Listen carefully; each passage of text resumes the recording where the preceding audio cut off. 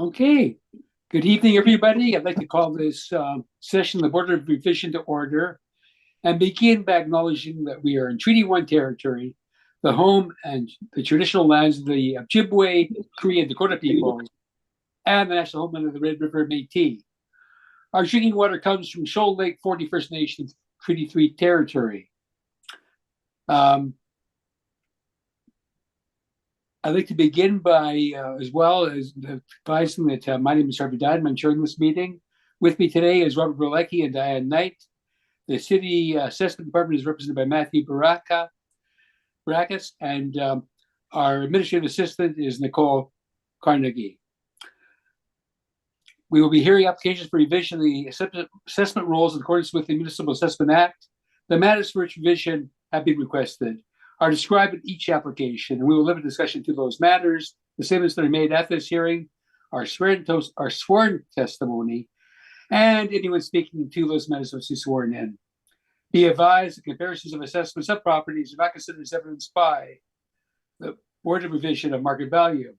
The Board of Revision is appointed annually by the Council and is independent of it and the City Administration, and makes its decisions on the basis of the evidence provided at this hearing and issues written orders that will be mailed to all parties as soon as possible. Please note that the board's decisions with respect to an application may be appealed to the Manitoba Municipal Board if the matter pertains to assessed value or to classification, or to the Court of King's Bench if the matter pertains to an application for exemption from taxation. Should a party wish to appeal, information on do so will be included with our order. With respect to the hearing process, I will confirm the points of appeal with your property to be addressed with each applicant following the swearing in. We will then have the assessor's testimony followed by any questions that the applicant may have, and then the applicant's testimony followed by any questions. Each side will be provided with an opportunity to summarize if they wish to do so. Once all the evidence upon an application has been brought forward, the applicant may leave. The process will repeat for each item on the docket today, and the session will close after all applications have been heard. The board will deliberate in private and make its decisions, and you will receive our decision by written as soon as possible. Please note that for information that all public hearings are live streamed, recorded, and will form part of a public record. We're hearing all items 1 through 8 today that are on the docket. And Ms. Carnegie, you can swear in the assessor and the applicant at this time. Thank you. Thank you. Mr. Assessor, please state your full name. Matt Baracus. Do you affirm that the evidence you are about to give at this hearing is the truth, the whole truth, and nothing but the truth? Yes. Mr. Applicant, please state your full name. My name is Jarrett Story. Do you affirm that the evidence you are about to give at this hearing is the truth, the whole truth, and nothing but the truth? Yes, I do. Thank you. Okay, well, thank you, Mr. Baracus. Mr. Story advised us before you go out to the meeting room that all items except for the last on the agenda have been settled between the two of you. You've got recommendations that he's going to accept. So we'll go through them, though, and you'll give us the reason being behind the recommendations, and if you can, a verbal workup when that's appropriate. And we'll go from there, if that's okay? Yeah, that sounds great. Okay, so we'll start, I guess, with the first item on the agenda today, which is 59 Wilmot Place. And you can proceed when you're ready. Sounds good. File number 22-3139, roll number 12032614100, 59 Wilmot Place. It's an apartment, 1962-1982, effective year built. I've got a recommendation to reduce the assessment to $12,001,000. You go to page 5. You can see the calculations yes. that I used to come up with the workup, and so I understand that this is being accepted unless something's changed, so I'll just pause there. Yeah, this one I'm not surprised about, as your recommendation is lower than what was requested by the applicant, but hey, that's the way it goes sometimes, but That's the way I it expect goes. it would be settled. Okay, and Mr. Story, you indicated, I'd like you to indicate each time that you've accepted that recommendation. You are correct, sir. We are accepting the quantum as discussed with the assessor. Yes, so we do accept. Thank you. Okay, and Mr. Berlecki, do you have any questions regarding the workup that Mr. Baracus has advised? No questions. Thank you. Ms. Knight, do you have any questions?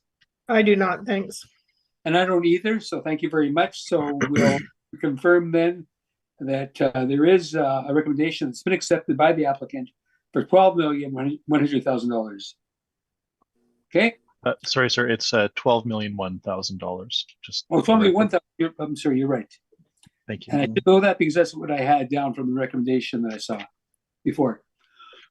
Okay, we'll next proceed then to the next property on the agenda, which is 271 Wellington Crescent. And Mr. Baracus, are you ready? Okay, one moment, please. Yeah.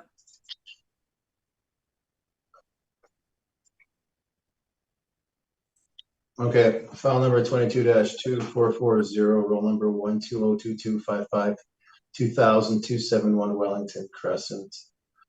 Assessed value, $4,437,000. It's an apartment, 1930, no effective year built on it.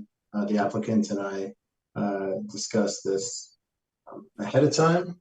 So I have a recommendation on the property.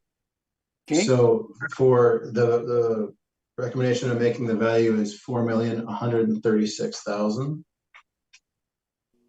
Okay, and so that's based on an effective gross income of $489,967. 489,967. Yeah, and expenses of 217,414. Okay. So the net operating income comes out to 272,553. Okay. And then we're using a 6 cap on that. And then there's a deduction of 407,000 off of the result of that calculation. So it's 4,542,550 minus 407,000. And so that's the assessment of the parking lot beside it that acts as part of the same economic unit. So in our negotiations and agreement on effective gross income, we agreed to remove that value from the value of the apartment because it was already being assessed on a separate roll. So we're not double counting. Yeah, reviewed Mr. Story's material Yeah. on it. Good. Okay, so what's the final valuation then? $4,136,000. Mr. Story, that's acceptable? Yes, it is, sir. Thank you. Okay, and any questions, Ms. Knight? No, thanks. Mr. Berlecki? No questions, thank you. Thank you. And I don't either, thank you. So we can then go on then to the next matter when you're ready, Mr. Brackus, which is the property at, oh boy, I lost my, I got to get back my agenda here. Okay. Okay. The property at 1061 Sargent Avenue. Yeah. Okay. Okay, Yeah, I'm ready to go. So file number 22-2617, roll number 13011433200, 1061 Sargent Avenue. Original assessed value $6,715,000, 1988. No effective year built on it. Again, we have an agreement on this based on our discussions. So the effective gross income, $753,176. okay, Expenses are $414,246. okay, Net operating income is $338,929. okay, And then with a 5.45 cap, that generates a valuation of $6,219,000. 6,219,000. Yep. And that's your recommendation? Yes. And Mr. Story, that's acceptable for the record, right? Correct. We are accepting that quantum. Yes, sir. You are correct. Thank you. And Mr. Bilecki, any questions? No questions, thank you. Thank you. Ms. Knight, any questions? No, thank you. And I don't have either, thank you. So we can then go on then to the next matter, which is 50 Audi. And when you're ready, Mr. Barakis. Yeah, sure. Okay. So file number 22-1591 0709 075 1000 50 Audi. It's a Manitoba housing property, built in 2013, effective year built 2013, 36 suites, 39 outdoor parking spots. We talked about this one earlier too. It actually got flooded in October 2022. I spoke with the property manager today. It's still uninhabitable. So they're going to get the quotes for the damage, they said, in a few weeks, but the insurance process is taking really slow. So I don't really have an ability to quantify the damage. I'm only learning about it today. Jared and I talked about it, and we are going to sup it. So I believe he's going to withdraw or push the application to perhaps the next appeal. So what I'm recommending confirmation because we are going to supplement the property. I don't have any evidence of the flooding in my brief, but I did speak with the property manager today. And if you just Google 50 Audi flooding, you'll see what I mean. So I'll just stop there. Okay. So, Mr. Story, are you withdrawing? Mr. Chair, our position would be to request a postponement based on a pending supplementary, so that this effectively this may be heard at such time as the supplementary is issued. But I'll leave that in your hands. We can. I've done a workup here, but that's again, Mr. Brooks and I have discussed this. I've spoken with the managers. It is indeed uninhabitable. It's a bit of a peculiar case. So we are requesting postponement if that is at all possible, and if not, we can simply confirm and then see if we might deal with this once the supplementary. I'd like to do it. I'd like to do a confirmation, and okay, that's fair. You have the prerogative of filing an appeal, or if the city supplement, there's a supplementary. Yeah. Okay, that's fine. Yeah, thank you, sir. Thank you. Any questions, panel members? No, sir. No, Mr. Bilecki? no questions, thank you. Okay, Ms. Knight? No, thanks. And I don't either, thank you. So we'll go on then with our next property, which is 205 Arlington Street. And when you're ready, Brackets. Sounds good. File number 22-1501, roll number 1209-780-6720-205 Arlington Street. Original assessed value is $1,727,000. It's at 1929. No effective year built on it. I made a recommendation to reduce the assessment to $1,491,000. Page 5 are the calculations I use, and as far as I know, it's accepted. So I'll pause right there. Okay, I see your recommendation. So basically, that's what the recommendation you made is the one that's going forward then. Yeah, that's the one. I understand that that's fine by Chair. Okay, so Story, so you're accepting then the rounded recommendation of $1,491,000. You are correct, sir. Yes, we are accepting that quantum. Thank you. Thank you.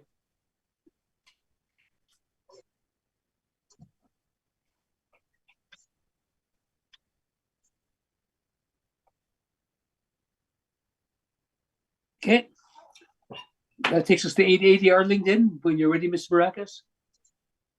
Okay. One moment.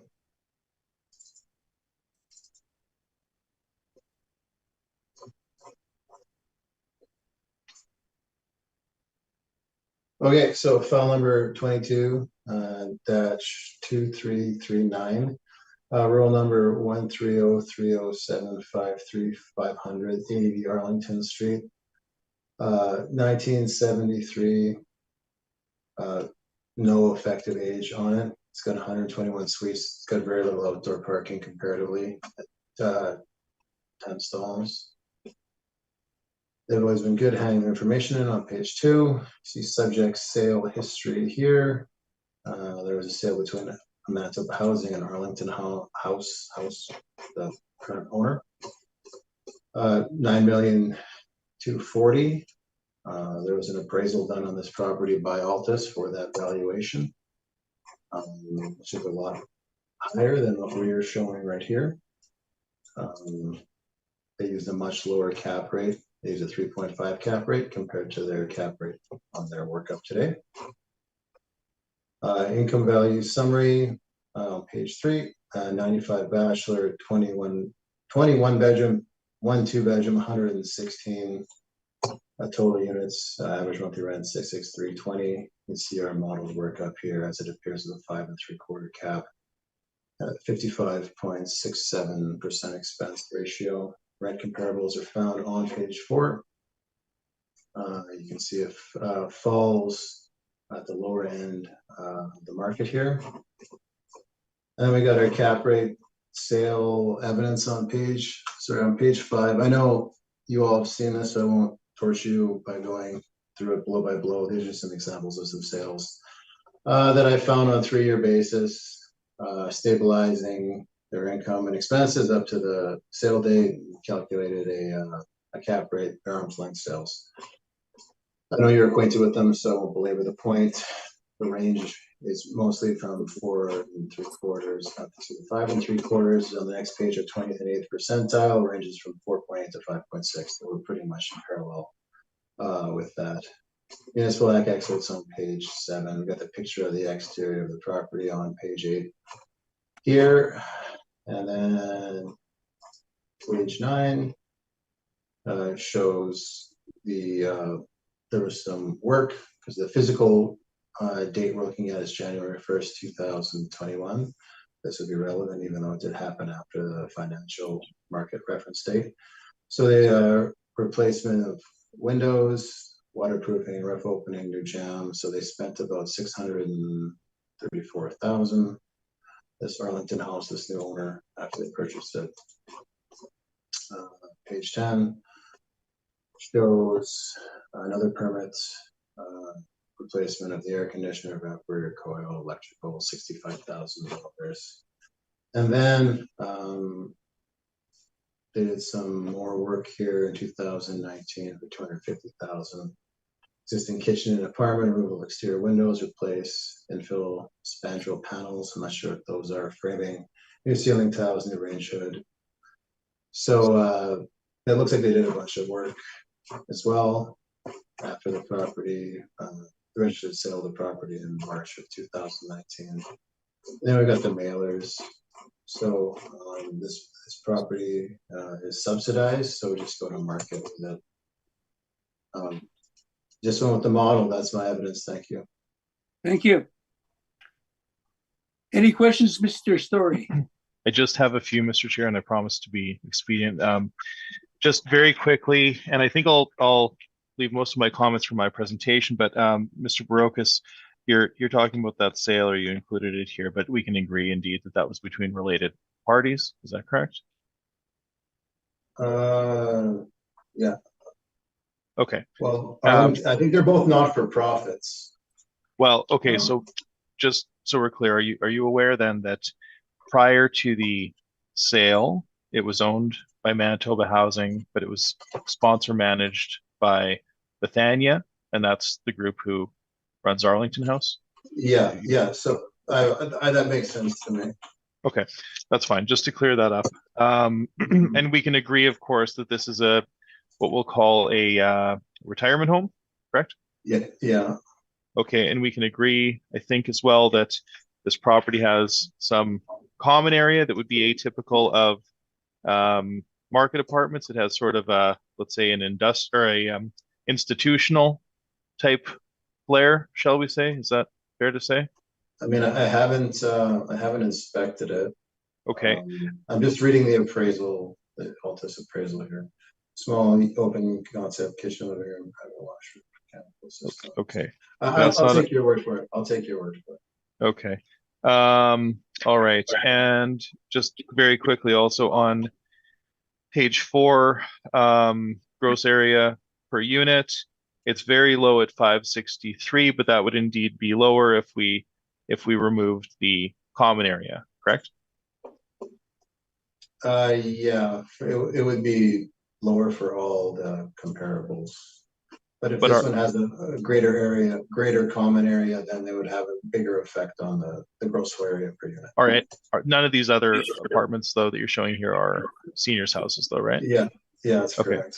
So you'd be talking about removing vertical penetrations like elevators and stairwells versus removing common sitting rooms, kitchens, common kitchens, things like that, correct?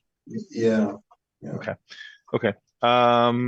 Okay. And you know what? We're not talking about market apartments, and I think we've sort of beaten this this cap rate argument to death on this. So we're not worlds away once we get into it. But I will mention though that the two of the permits that you've submitted are indeed post-reference, are they not?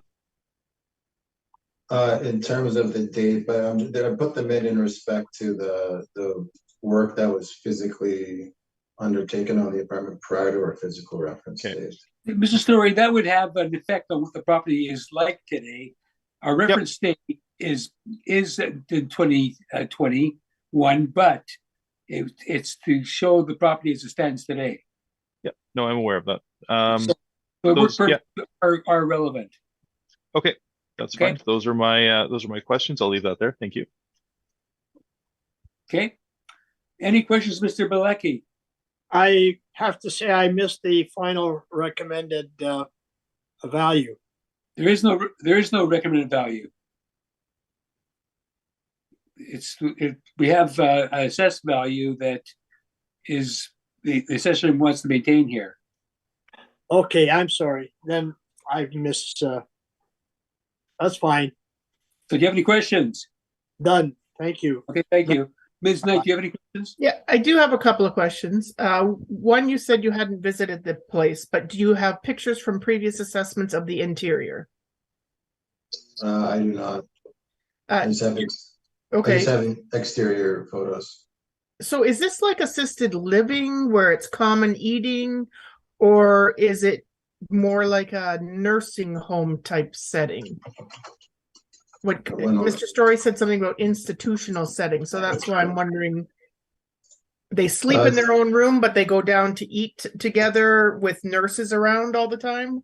Well, I mean, they have like their own, what looks like kitchenettes. Okay.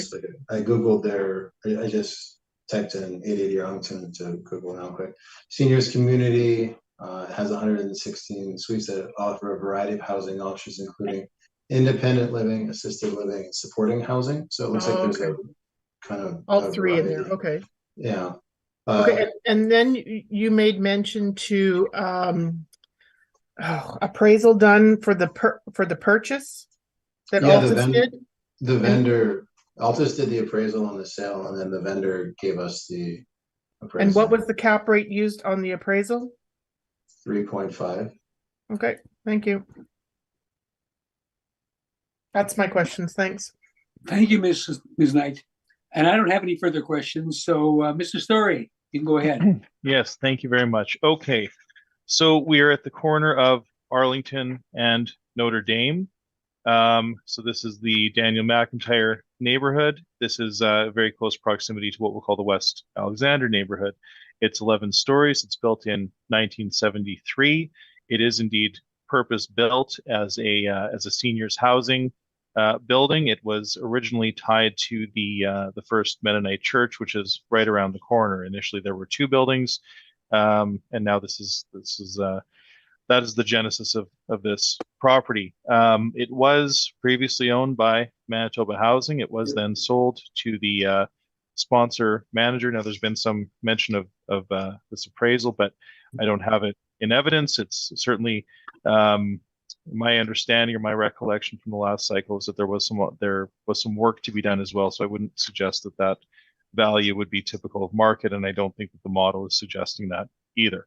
The site size is 24,272 square feet. It is zoned R2. Now, typical of these purpose-built properties, we have 93 bachelor units, 21 one-bedroom units. Now, that would be considered a very poor suite mix.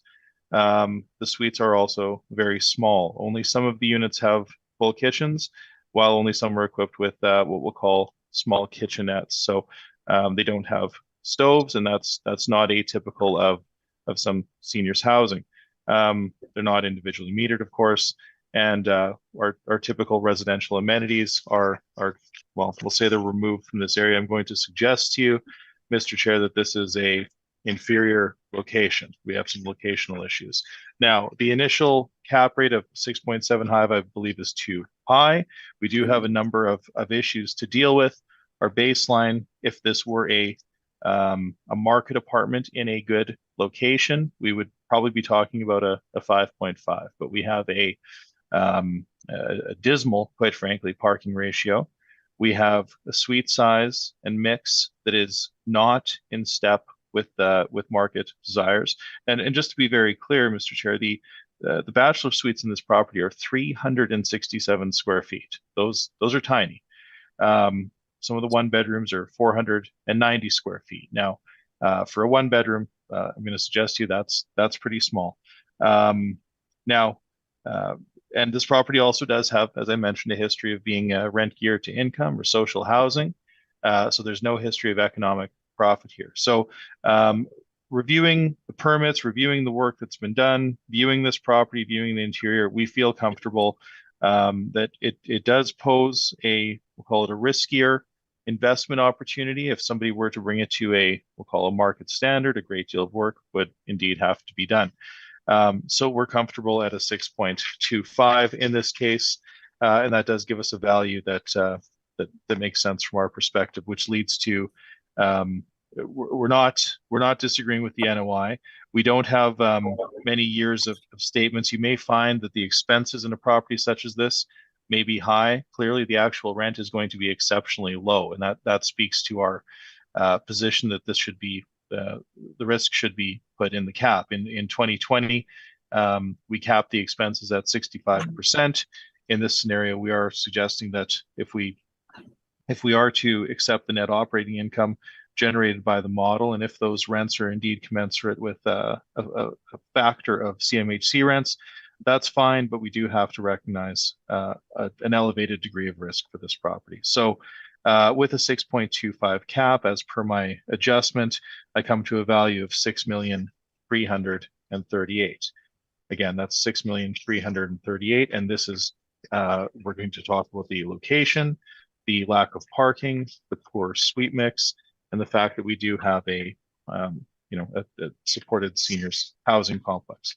I've got some information from Agent Opportunity. That's on page 16. That supports the my comment regarding RGI, or rent geared to income, and it also shows you what they call bachelor/studio apartments. Now, it's interesting. I don't know that CMHC or the city's model has an input for studio, but I guess bachelor and studio. Well, we'll just say that they're one and the same in this case. But again, 367 square feet for a bachelor unit is on the small side. Now, Ms. Knight, you asked about photos. I have included some photos for you to see, starting on page 26. You can see that, and I've visited the exterior of this property a few times now. I drive by it with some regularity, but I've also, because I handle the property, I do pay some attention to it. Here are the photos from the interior. We have elevators, we have a sitting room. You can see on page 27, that's what we'll call an MPR, a multi-purpose room, or a sitting room, or some such thing that is typical of these seniors properties. You can see also that little window on page 27. I believe that one of the permits that Mr. Broke has included actually related to the work on that, what we'll call the common kitchen. We have a little hair salon for the folks on page 28. We don't typically see this sort of thing in a regular market apartment. Starting on page 29, you see the bachelor unit. You've got a pony wall. It's sort of see into the washroom. These are, Spartan finishes. That continues on page 30. Page 31 is an assisted living suite. As I mentioned, you can see there's no stove there. This is what they sometimes used to call a tea and toast suite, where you have a kind of a bar fridge and an electrical outlet. So we don't have any stoves there, very basic. Page 33 has a common sitting area, common kitchen, one of the floors, and some lounge area. So all this to say that this property includes what we'll call amenity space that is dedicated to, it's purpose built. It's not typical of market. So we would typically elevate the cap rate. We also have, again, the issue of parking and the issue of location here. Our initial cap rate was too high. I recognize that. I see that they are spending some money working on the windows, and you're quite right, Mr. Chair. The present physical condition is something to be considered here. So ultimately, based on that adjustment to the cap rate, we're now only the assessor is suggesting 5.75. I'm saying 6.25, and my value ultimately comes to 6,338,000. And with that, I'm open to your questions. Thank you. Thank you, Mr. Story. Mr. Barakas, any questions? Yeah, I guess I have to look through these evidence here. Just like, so you put just on your page 9, you have condition inferior. Is that based on like damage or wear and tear we can see in the pictures, or can you maybe elaborate on that a bit? Sure. I think that if, well, once again, Mr. Brooks, we have a property where the interiors are, we're not saying they're not maintained, but they're not in, they would be, let's say, utility grade. They're not, finishes are not high end by any stretch of the imagination, and we wouldn't expect them to be, quite frankly. And again, because the property is RGI and has a history of being social housing, it does not have a history of economic profit as a market apartment would. So that's based on, I suppose, an observed view of the interiors that we've seen here. Okay, and just in regards to the sale of the property, were you aware that Altus appraised it at 9.24 million?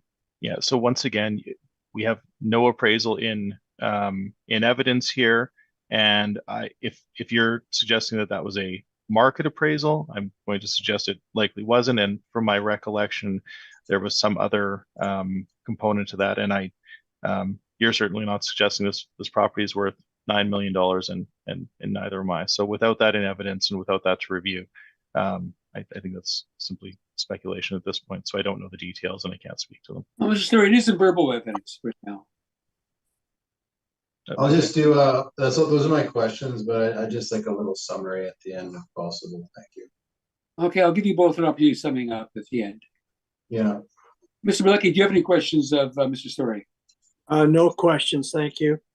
Thank you. Ms. Knight, do you have any questions? So this just boils down straight to cap, correct? Yes. And you were originally saying 6.75, now you're at 6.25. And you're just saying it's because of the location, the lack of parking, which there would be if this is a seniors complex, which we would expect. But going forward, the lack of parking comes into it. I'm just talking out loud to myself here, sorry. And then riskier investment opportunity because of those features, correct? Yes, so we have precisely. So if we would start with a 5.5% as a baseline, assuming a good location, good condition, and all else being in considered good, we have to recognize that we have very, very small suites. We have a very, very poor suite mix. We don't have any 2-bedroom suites in this property. It's all small bachelor and 1 bedroom. It is purpose built. It has a great deal of common area that would not be typically, you don't see new properties being built with this type of amenity space. And then again, you're absolutely right. The parking is a concern going forward. It seems to be more of a nursing home than in my view. I mean, that doesn't mean anything, but yeah, so it's not quite a nursing home. Like a personal care home would have a different physical makeup typically, but you're quite correct that it would be. It's not like your common assisted living place then. I'm just trying to get a picture in my mind. It's not like your common Concordia House or Kildonan House or whatever those are. No, right? Those would be sort of aging in place campuses where they have some sort of combination of independent assisted and personal or memory care. This would be more like somewhere between independent and assisted. And this does take subsidy rent. So Manitoba Housing, do you know Manitoba Housing doesn't live there anymore? Manitoba Housing people can live there, correct? Yes, it's all rent geared to income. So the folks who live there are subsidized, and typically, and this is my understanding here, is that rent geared to income is typically 30% of the tenant's income goes towards. And that'd be why the vacancy is so low at this point. Yeah, typically in social housing, vacancy is almost non-existent because it's placed. Yeah. All right. Thank you. Thank you. It's carrying on there, Mr. Story. In fact, very often there's waiting lists rather than vacancies. Precisely. Yeah, absolutely. Yeah, that's absolutely true. And I note that the suites are small, like especially the bachelors. There's not really room to change your mind in it. Right. Yeah. But at the same time, this was built for seniors, and I'm sure the bachelors would basically have just one person living in them, not two. Precisely. And I think would maybe at the most have a married couple or a couple that lives together. But yeah, I think children at their stage of life or anything. So it was built for older people, correct? I think that yes, and just to follow up with what you're saying, I believe that these would typically be geared towards single occupancy. It would typically be one person per suite. I suppose you could have two people in there, but you're right. That'd be close quarters. Yeah. Okay. Actually, in another life, I remember they also have a lot of social programming, and I've been in that building because in my previous life as a volunteer, I was asked to go and speak on some legal issue. I can't remember what it was, and I remember as well Steve and the people there seem to have a lot of these programs that so they'll do aerobics, or not aerobics, but exercises and carpet bowling and bingo and Bible study and that type of thing. Absolutely. Yeah. And the use of their suites allows them to not only eat in common dining rooms, but to use laundry facilities and recreational facilities and social facilities that typical apartments wouldn't have. So, but their rent would include those. Well, I guess in the newer properties, we are seeing a desire for more amenities, but you're quite right. In when it comes to seniors care, I do know that there is a focus on promoting socialization. It's as a health benefit. So yes, they do have common sitting areas. They are encouraged to eat together and that sort of thing. Yes, for sure. Correct. And although there's no parking, most of these people are probably well past their driving days. Oh, sure, but yeah, absolutely. But we're risk if somebody else bought it for another purpose. So I'm not saying that. I'm just saying for its current purpose, and it's on two bus routes because there's buses that go down Arlington and on Notre Dame, which is just around the corner. Sure. Yeah, no, you're quite right. It suits its current purpose, but if we're looking at it from a fee simple perspective for the next prudent purchaser, there are a number of factors here that would be considered higher risk, I would say. So yes, you're quite right. It does serve its current purpose, but if we're looking at the fee simple attribute or the physical asset, I would suggest to you that the physical makeup would be very specific, and it would limit the potential purchasers and uses going forward. So yes, I appreciate your comments, but yes. Okay, and I'll commend you on bringing down the cap rate from what whoever prepared that statement asked for or requested. I think that shows credibility on your part, and that's appreciated because I think that it is more reasonable. Haven't done that. So to add that, it's not a question, just a comment. Thank you. Sir. And that completes my questioning. Okay. So Mr. Breck has indicated he would like to do a summation, and Mr. Story, after he does so, if you wish to also, by all Wonderful. means, feel free. Okay. Uh, Okay, Mr. Yeah. Breck, I'd like to make a summation. Go ahead. Okay. Property sold for $9,240,000 back in 2019. That was the price that the Altus appraisal said using a 3.5 cap rate. Now they're saying the cap is 6.25. Seems strange to me. This is after the sale, they replaced the windows, and it's some waterproofing to the tune of $634,000. They changed the air conditioner and the evaporator coil, and they did work in, I believe, the common area kitchen. It's $250,000. So you look at how much they've spent after they spent $9 million on Altus's word. I don't think we should be reducing this assessment. That's it. Okay, thank you, Mr. Baracus. And Mr. Story, if you'd like to respond to that, by all means, go ahead. Yes, just in summation, Mr. Chair, neither the model nor our workup is suggesting this property from a market perspective ought to be valued anywhere near $9 million. Any appraisal that's being referenced here is not in evidence. So if there are any conditions or assumptions that are being made, they're certainly not available for the board to review. Now, we are simply suggesting that this cap rate ought to be slightly higher than market based on the fact that the property is very unique.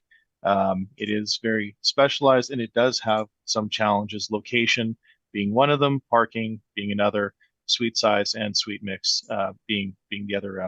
Physical, well, they're curable, but not without spending a great deal of money. So ultimately, I think I'll leave it there. I'm comfortable with our cap rate as it is at 6.25, and I do respectfully submit that the value not exceed $6,338,000 from a market perspective, and I thank you. Thank you very much. Okay, we'll now go on with the property at 688 McGee. And Mr. Baracus, when you're ready. Okay, one moment, please.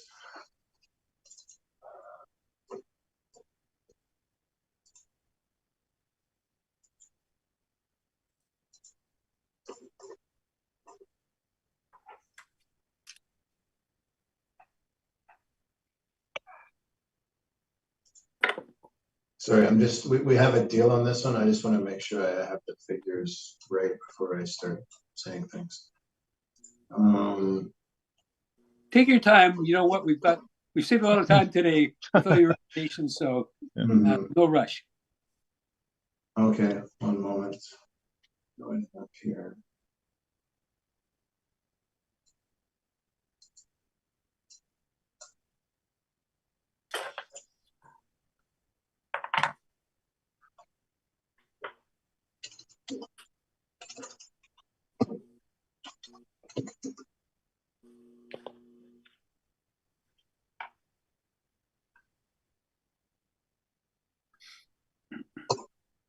Okay.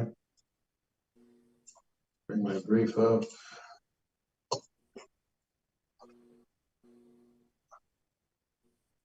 File number 22-1586. Phone number 1-304-134-0000-688 McGee Street. 1977. No effective year bill. It's a housing property. 24 suites. 7 outdoor parking spots.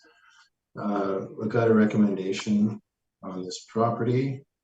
We're going to use, we have an agreed net operating income of $112,141, which is both of ours. So that's found on page 3 if you want the income and expenses in particular. And then we've got an agreement using a 5.8 cap rate. So that generates $1,933,000 on the recommendation, and I'll just stop there. Okay, Mr. Story, you're accepting that? We are accepting the quantum, Mr. Chair. Yes, thank you. Okay. Any questions, Mr. Bilecki? No questions, thank you. Ms. Knight, any questions? No, thank you. Okay, Mr. Barakas, so originally there was a 5.4 cap. On what basis did you feel appropriate to change the cap rate to 5.8? Well, I mean, you're looking at the age of the property, 1977.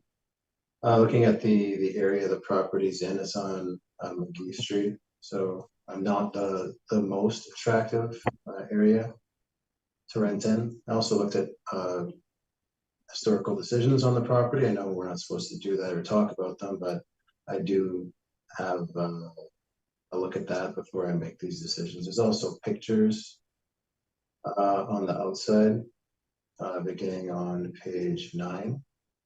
Right. You can see, I mean, doesn't look like it's in bad condition, but it's not like it's in great condition either. It's like almost like a row house type setting. So I felt that given its age, cap rates for other properties like 880 Arlington that we're talking about in the neighborhood, I thought that 5.8 was appropriate.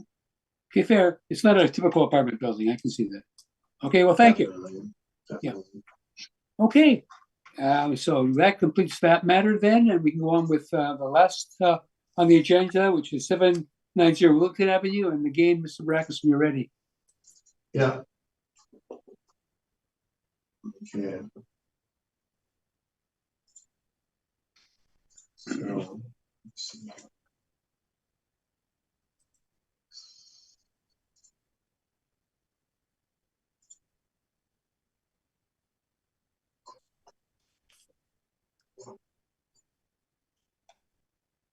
Sorry, I'm just trying to find it. We did a bunch of emails back and forth before the hearing. Take But we your have a time. deal on it. Yep. Whatever time it takes us, okay.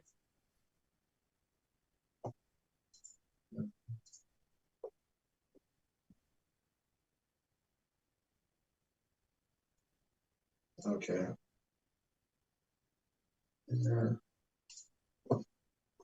Okay, so file number 22-2382, roll number 13031222000 Wellington Avenue.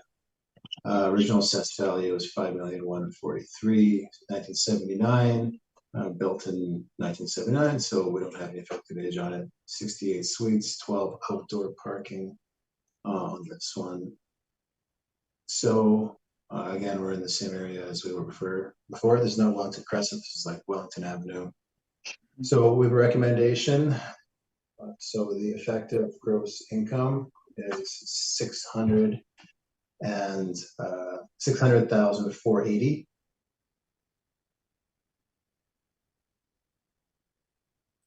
And then we've got expenses of 330,264.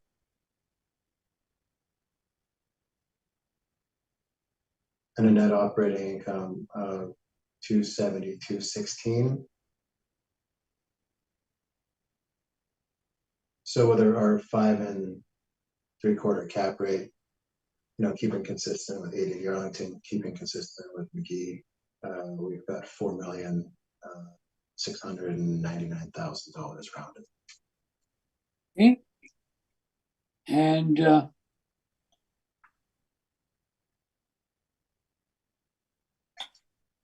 that's acceptable, Mr. Story?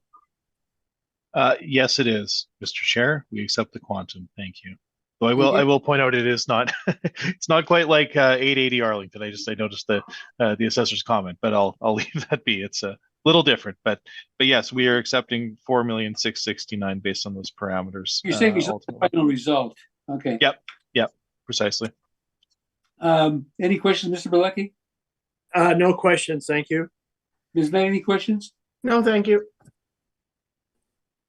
Okay, I won't either. So thank you very much, gentlemen, for your getting together and getting most of these things resolved. I see that it's still not quite 6 o'clock, so I expect to be here till maybe 8:30. So I'm happy with that, and I'm sure we all are. So thank you. Good. All right. See you later. Okay, you'll hear from us. Bye. Bye. Thank you, everyone.